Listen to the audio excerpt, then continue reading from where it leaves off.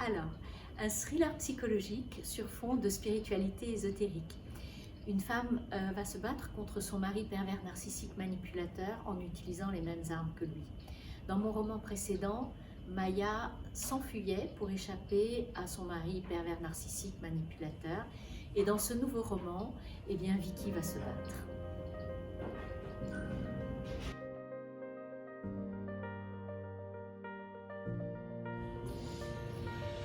Alors, au-delà d'être un sujet à la mode, c'est un sujet qui concerne de nombreuses personnes. Et j'ai pensé que d'ouvrir des petites fenêtres pour apporter un éclairage sur cette perversion narcissique pouvait peut-être aider certaines personnes qui vivent ce genre de relation.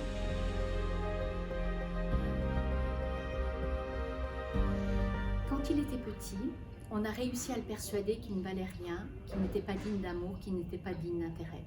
Et cette certitude a creusé ce qu'on appelle la faille narcissique.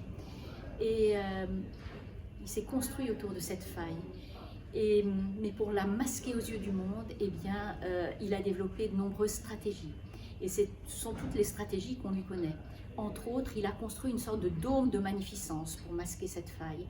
Et effectivement, le pervers narcissique, enfin, voilà, c'est un personnage fascinant, charismatique, magnifique.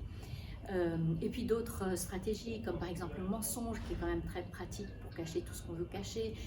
Cette façon qu'il a de passer du blanc au noir, donc de la douceur à la colère et à la violence, en un dixième de seconde, qui déstabilise l'entourage et qui permet aussi de maîtriser les situations.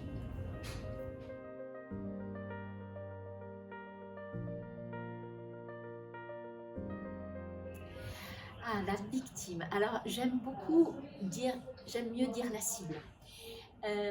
Eh bien, quand elle était petite, cette personne, on a réussi à la persuader qu'elle ne valait rien, qu'elle n'était pas digne d'amour, qu'elle n'était pas digne d'intérêt.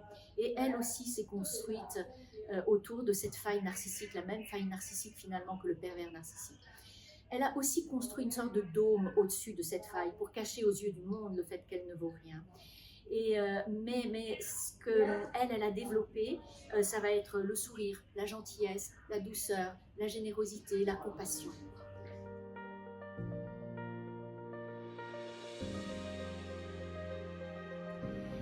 Alors, cette personne dépendante affective qui pense ne rien valoir a réussi à séduire un personnage absolument charismatique et que tout le monde admire. Et elle se dit, si j'ai réussi à séduire un personnage comme ça, eh bien, très certainement, c'est que je vaux un petit peu quelque chose. Et donc, elle soigne sa faille narcissique de cette façon.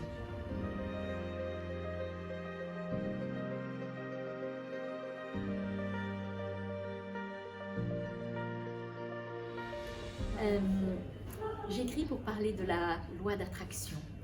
Alors, cette loi dit la chose suivante. Nos pensées qui sont vibrations attirent les vibrations correspondantes de l'univers. L'optimiste va attirer la réussite, le pessimiste va attirer l'échec. Si c'était aussi simple, on serait tous riches, heureux et en bonne santé. Donc, comment faire fonctionner cette loi? Voilà la raison pour laquelle j'écris.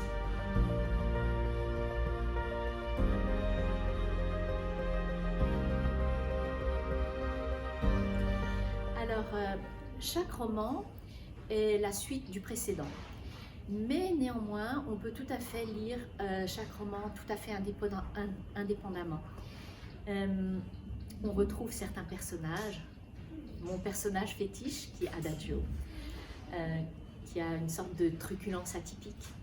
Et puis, on va retrouver Maya et Léo, qu'on a appris à connaître dans mon deuxième roman. Et puis, il y a Anna. Alors Anna, c'est l'écrivaine. Et elle apparaît dans chacun de mes romans, peut-être pour permettre une sorte d'ancrage dans la réalité. Oui, que la fiction rejoigne la réalité.